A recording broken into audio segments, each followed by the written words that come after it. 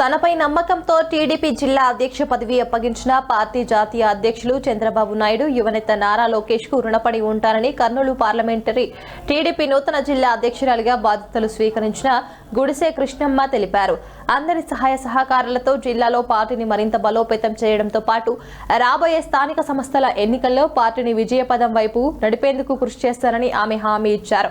TDP కార్యాలయంలో MP Bastipadu Nagaraju, మాజీ మంత్రి కేఈ ప్రభాకర్, మాజీ ఎమ్మెల్యేలు మీనాక్షి నాయుడు తదితరుల సమక్షంలో గుడిసె కృష్ణమ్మ జిల్లా అధ్యక్షురాలిగా, నాగరాజు యాదవ్ జిల్లా ప్రధాన కార్యదర్శిగా బాధ్యతలు స్వీకరించారు.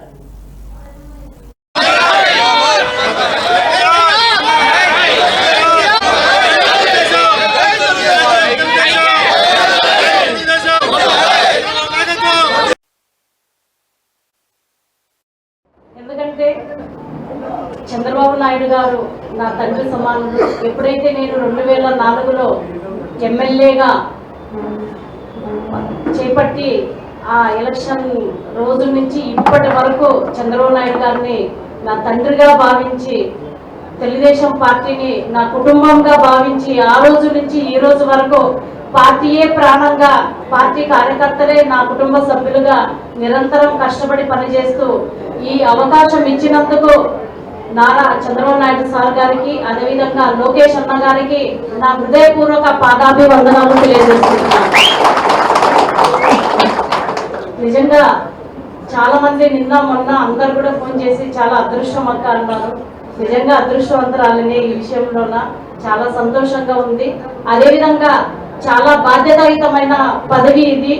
ఏదో నార్మల్ పదవి కాదు, ఒక జిల్లాకి సంబంధించిన పదవి. అది కూడా ఎలక్షన్ దగ్గరలో ఉంది కాబట్టి ఒక చాలా ఛాలెంజింగ్ అనుకుంటున్నాను. ఈ ఛాలెంజింగ్ కి ఖచ్చితంగా అందరి సహకారంతో, ఇక్కడ పెద్ద పెద్ద వాళ్ళు ఉన్నారు. నిజంగా కర్నూలుకి ఒక గొప్ప ఘన చరిత్ర ఉంది. ఈ కర్నూలు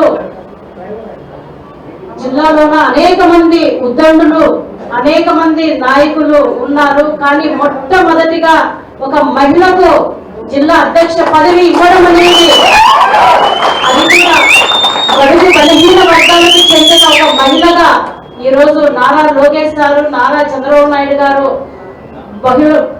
బీసీల పట్ల మా పార్టీకి ఉన్నటువంటి స్థానం ఏంటో ఈ పదవి ఇచ్చి ప్రజలందరికీ తెలియజేశారు.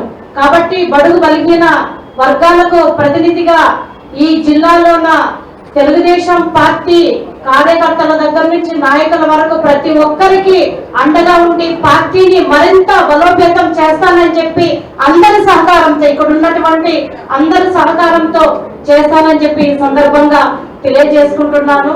కనుక